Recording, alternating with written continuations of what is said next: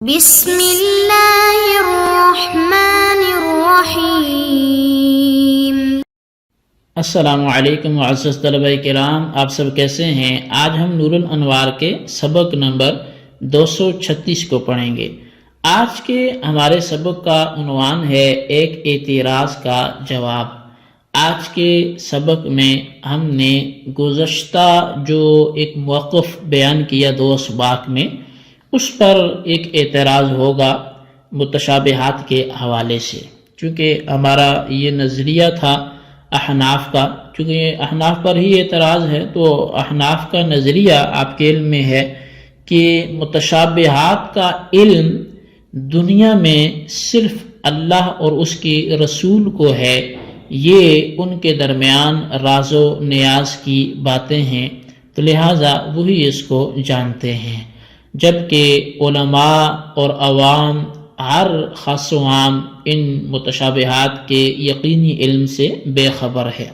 یہ احناف کا نظریہ تھا، جبکہ شوافی کا نظریہ اور عام معتزلہ کا آپ نے سن رکھا ہے کہ ان کے ہاں علماء راسخین بھی متشابہات کے علم سے آگاہ ہیں اور وہ بھی اس کی تعویل کو جانتے ہیں۔ دلائل اسباق سابقہ میں مذکور ہوئے، آپ ان کو سن سکتے ہیں، سمجھ سکتے ہیں۔ یہاں پر اعتراض کس بات پہ ہوگا؟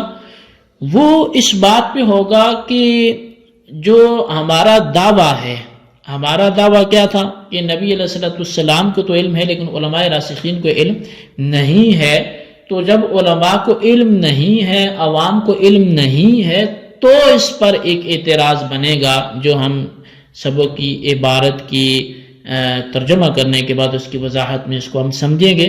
تو آئیے ہم سب سے پہلے آج کے سبق کی عبارت اور اس کا ترجمہ کرتے ہیں، اس کے بعد پھر اس کی وضاحت کی طرف بھی بڑھتے ہیں۔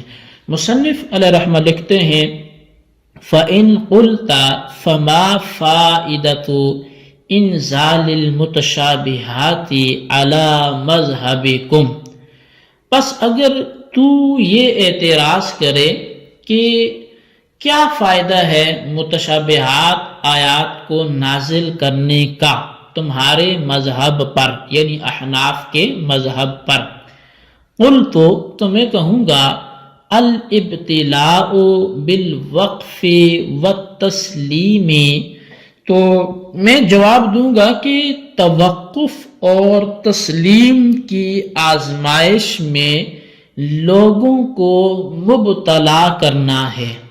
لِأَنَّ النَّاسَ عَلَى ضَرْبَيْنِ، اس لیے کہ لوگوں کی 2 قسمیں ہیں۔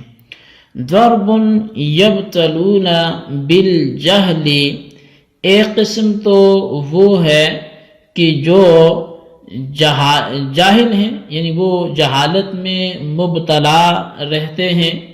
فَإِبْتِلَاؤُهُمْ أَن يَتَعَلَّمُوا الْعِلْمَ وَيَشْتَغِلُوا بِالتَّحْصِيلِ، تو پس ان کے لیے آزمائش یہ ہوگی کہ وہ علم کو سیکھیں اور اس کو حاصل کرنے میں مشغول ہوں۔ وَضَرْبٌ هُمْ عُلَمَاءُ فَإِبْتِلَاؤُهُمْ أَلَّا يَتَفَكَّرُوا فِي مُتَشَابِهَاتِ الْقُرْآنِ وَمُسْتَوْدَعَاتِ أَسْرَارِهِ، اور لوگوں کی دوسری قسم وہ علماء ہیں۔ اب ان کی آزمائش یہ ہے کہ وہ متشابہات قرآن میں غور و فکر نہ کریں اور جو اللہ اور اس کے محبوب صلی اللہ علیہ وسلم کے درمیان راز و نیاز کی باتیں ہیں ان میں وہ غور و فکر نہ کریں۔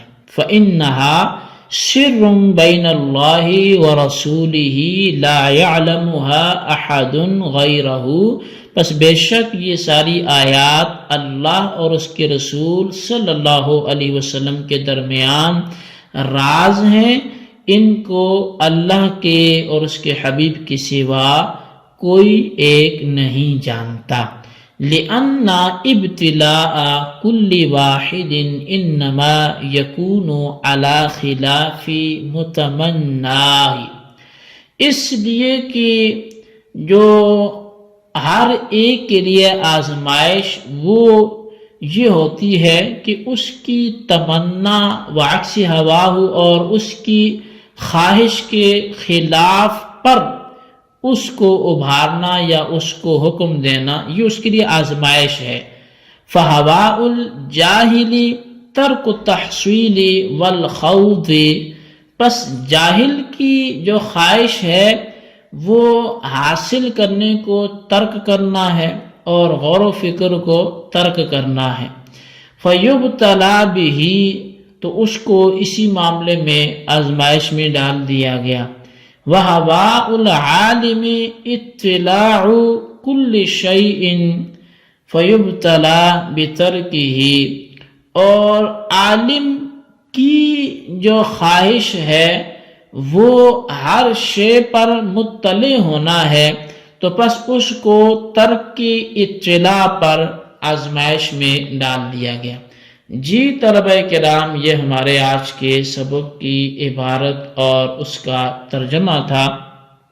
تو آئیے اب اس کی وضاحت کی طرف بڑھتے ہیں۔ میں نے پہلے عرض کیا کہ احناف کے مذہب پر شوافی کی جانب سے یہ ایک اعتراض ہے جس کو یہاں سے بیان کیا جا رہا ہے، تو بلا تاخیر وہ اس اعتراض کی طرف بڑھتے ہیں۔ شوافی یہ کہتے ہیں کہ جب تمہارے نزدیک راسخین فی العلم کو متشابہات قرآن کی مراد کا علم ہی نہیں ہے، تو پھر متشابہات کو نازل کرنے کا فائدہ کیا ہے؟ اس لیے کہ قرآن عمل کرنے کے لیے نازل کیا گیا ہے، اور عمل بغیر علم کے ممکن ہی نہیں ہے۔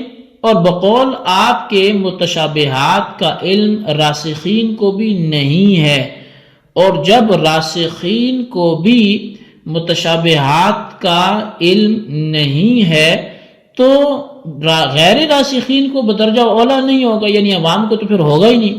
اور جب متشابہات کی مراد کا علم کسی کو بھی نہیں ہے، نہ علماء راسخین کو ہے، نہ غیر راسخین کو ہے، نہ عوام کو ہے، تو متشابہات پر عمل کرنا بھی تو ممکن نہیں ہوگا کسی ایک کے لیے۔ اور جب متشابہات پر عمل کرنا ممکن ہی نہیں ہے تو متشابہات کو نازل کرنے کا پھر فائدہ کیا ہے؟ کیا قرآن کریم میں کوئی لغو چیز نازل ہو سکتی ہے، بے فائدہ چیز نازل ہو سکتی ہے؟ تو لہٰذا جب تک آپ اس کو علم راسخین کے لیے متشابہات کا نہیں مانیں گے تو تب تک یہ خرابی، یہ اعتراض آپ پر وارد رہے گا۔ اگر آپ اس اعتراض سے دفاع چاہتے ہیں تو پھر تو آپ کو راسخین فی العلم کا اس سے آگاہ ہونا ماننا پڑے گا، ورنہ پھر آپ ہمیں اس اعتراض کا جواب دیں کہ ان عوام اور علماء راسخین اور غیر راسخین کو ان آیتوں سے کیا فائدہ ہوگا، یہ ان کے لیے کیوں نازل کی گئی۔ تو مصنف فرماتے ہیں اس کا جواب یہ ہے کہ متشابہات قرآن کو نازل کرنے کا فائدہ لوگوں کو توقف اور تسلیم کی آزمائش میں مبتلا کرنا ہے۔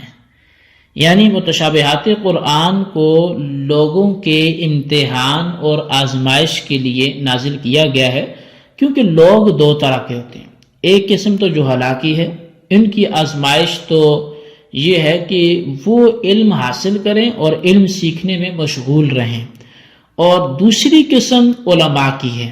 ان کے لیے آزمائش کیا ہوگی؟